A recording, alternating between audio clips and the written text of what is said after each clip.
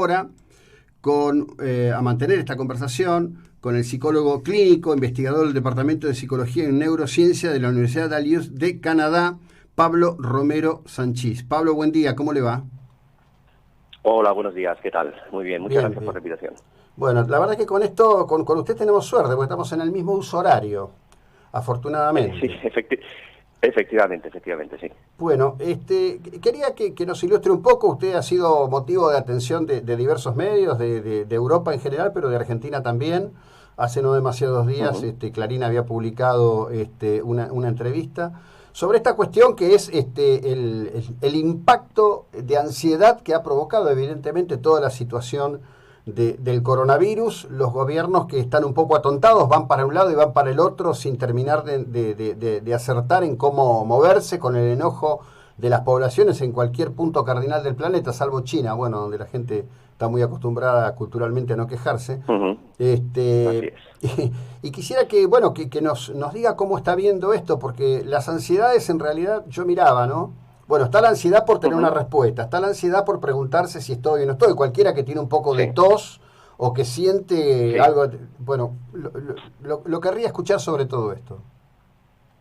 Sí, bueno, efectivamente es una situación casi podríamos decir sin precedentes, ¿verdad? Entonces, hay diferentes estudios en todo el mundo que han mostrado un aumento, como bien ha dicho, de la ansiedad y de la depresión de entre un 30 y 34%. Más de la mitad de las personas del mundo están viendo su salud mental afectada, alterada de alguna manera. Pero más allá de todo eso, es una situación que emocionalmente es muy compleja. Como bien ha dicho, no es solamente ansiedad, es también esa sensación de frustración, de ira, incluso de culpa. Es una situación que emocionalmente es compleja y entonces es muy difícil de manejar. Es muy difícil de manejar porque la incertidumbre es enorme. La incertidumbre es enorme y en muchas áreas de la vida y de muchas maneras. Entonces, por eso hay que ir más allá de puramente los síntomas, puramente la ansiedad que siento, e ir a buscar los mecanismos que están provocando esa ansiedad. Y eso es lo que estamos haciendo nosotros en nuestro grupo, un grupo de investigación internacional, de investigadores españoles, italianos, griegos, ingleses, liderado por el profesor Mark Friesen, y estamos investigando esas causas, esos motivos. Ujú. De alguna manera, como una lectura muy simple, ¿no?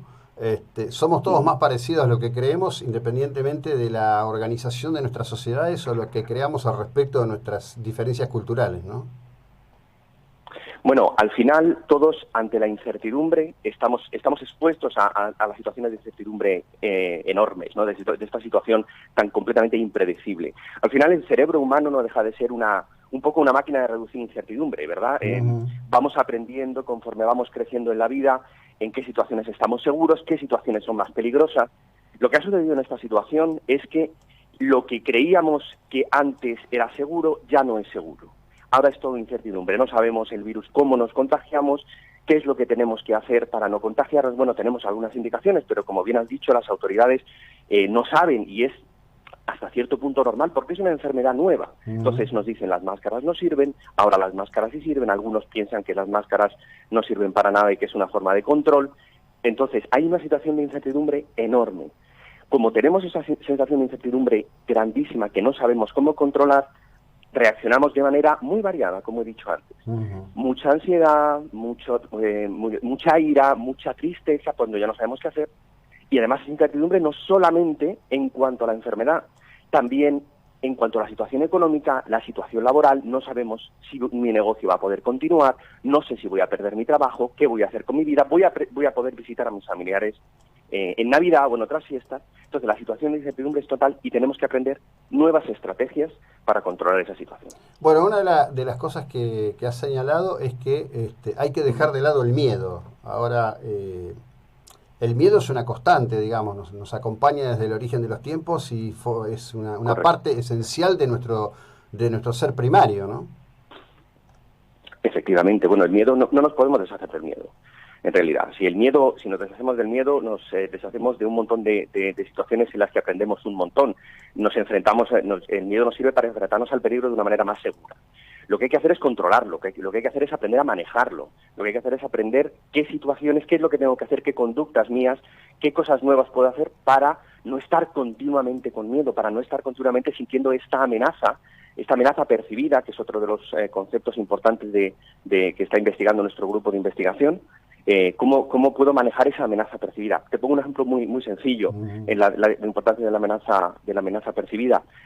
Cuando nos montamos en coche tenemos mucha más sensación de seguridad que cuando nos montamos en avión. La amenaza percibida es mucho menor. Cuando las estadísticas dicen que montarse en coche es mucho más peligroso, muere mucha más gente montando en coche. Entonces tenemos que buscar maneras de manejar esa situación para convivir con ese miedo y superarlo. Bien, de lo que pueden, a ver, por supuesto que están en un estudio que tiene que estar en progreso, porque la situación es una situación que está viva, claro, que fluye, ¿no? Pero sí, en el intercambio, ¿hay algún elemento común? Por ejemplo, se habla mucho del impacto sobre el sexo que está generando la pandemia.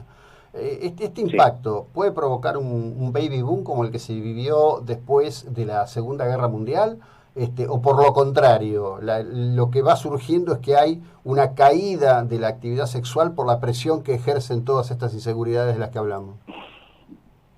Bueno, yo creo que ahora mismo lanzar afirmar algo en una dirección o en otra por mi parte sería muy aventurado. Ahora mismo estamos en una situación, como bien has dicho, que es fluida, estamos en una situación que va cambiando, cualquier estudio que hagamos, el nuestro está todavía en marcha, puede cambiar con lo que suceda en las próximas semanas. Hay estudios efectivamente que dicen que está afectando en las relaciones sexuales, pero no sabemos exactamente en qué dirección y no sabemos lógicamente qué es lo que va a pasar dentro de unos meses, si va a haber muchos embarazos más o menos, porque puede darse tanto una situación como la otra, que esta situación de incertidumbre haga que sea más difícil, pero después a la vez, al estar muchísimas más horas en casa, digamos, entonces lógicamente pues puede darse ambas situaciones.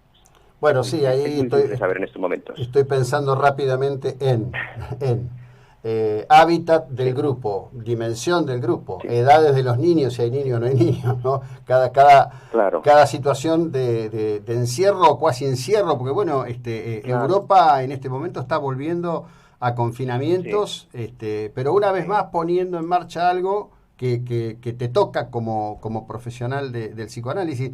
Hubo una marcha muy importante en toda Francia de los efectores de salud reclamando más presupuesto y más formación de gente para el sistema de salud. Creo que si algo destapó el coronavirus es la baja de la inversión en el sistema de salud en los últimos 20 años prácticamente a nivel global, ¿no? Estoy completamente de acuerdo con eso. Efectivamente, estoy trabajando en Canadá, pero soy español y esto es algo que estamos viendo. Como uno de los grandes orgullos de los españoles es un sistema de salud potente que cubre a todo el mundo y que en España si eres pobre te atienden exactamente igual, no tienes que tener dinero. Y efectivamente una cosa que se está viendo es que se han estado bajando los presupuestos en los últimos años en el sistema de salud y es una gran pérdida. Y por eso ha costado reaccionar en muchos casos, no porque los profesionales no quieran, no porque los profesionales no sepan, sino porque muchas veces, en muchos casos, en muchísimos países, no han tenido los medios. Desgraciadamente hemos visto todos vídeos, hemos visto todas imágenes, cómo han tenido que atender a los pacientes en unas situaciones precarias, prácticamente creándose sus propios equipos, y es muy lastimoso, desgraciadamente. Alguien podría decir que esta situación es una oportunidad fantástica para volver a retomar esa senda de vamos a tomarnos en serio los sistemas públicos de salud. Bueno, yo no sé si soy tan optimista, ojalá que fuera así. Haría falta una gran inversión, entre otras cosas, para crear dispositivos en los que pudiéramos atender a la gente para problemas de salud mental a distancia, utilizando los medios tecnológicos que hay. Pero ojalá veamos eso, Sí, te cierro con esto. ¿Cómo evalúas la situación en Canadá? Porque también ha tenido, ¿no? Altas y bajas, momentos en que se consideraba que el gobierno de Trudeau estaba a la deriva, después que ordenó la cuestión y ahora otra vez parece que la presión por cerrar y lo que esto genera con la sociedad, ¿no? Porque nosotros acá en Argentina decimos, bueno, no, porque la economía está débil, no se puede cerrar la actividad comercial, pero países con una solidez y una estructura como Canadá pasan por situaciones muy parecidas, ¿no? Eso efectivamente está pasando en todos los países, incluso en un país tan peculiar en ese sentido como Canadá, que es uno de los países más grandes por extensión del mundo, pero apenas tiene 30 millones de habitantes, es decir, hay muy poca densidad de población, y la densidad de población sobre todo está en 2, 3, 4 ciudades grandes, sobre todo el área de Toronto, y ahí es donde, en esas zonas, en Toronto o en Ontario, en Quebec, son donde está habiendo más contagios. En donde yo vivo, por ejemplo, que es Halifax, que es en la costa del Atlántico, es una ciudad relativamente pequeña, una provincia relativamente pequeña, te puedo decir que ahora mismo tenemos 4 casos activos, es decir, no 4 fallecidos, 4 casos activos, claro. que yo lo comparo cuando veo las noticias de España y es que es otro mundo. Claro. Entonces, la población, yo creo que está siendo razonablemente obediente para la situación, porque imagínate lo que es decir que te tienes que quedar en casa, que tienes que cerrar el negocio con 4 casos activos, no con 50.000, por ejemplo. Entonces, la gente en ese sentido está siendo obediente. Pero también hay gente que se rebela, efectivamente, hay gente que está diciendo que esto se va a quebrar la economía por una enfermedad que muchos dicen no es para tanto. Entonces, es una situación complicada. Todos los países se están enfrentando a situaciones muy parecidas, independientemente de que sean más ricos o más pobres, porque la incertidumbre, como te decía antes, claro, es total. No sabemos nada, estamos aprendiendo conforme van pasando las cosas y tenemos que aprender a convivir con esto, efectivamente. Eso es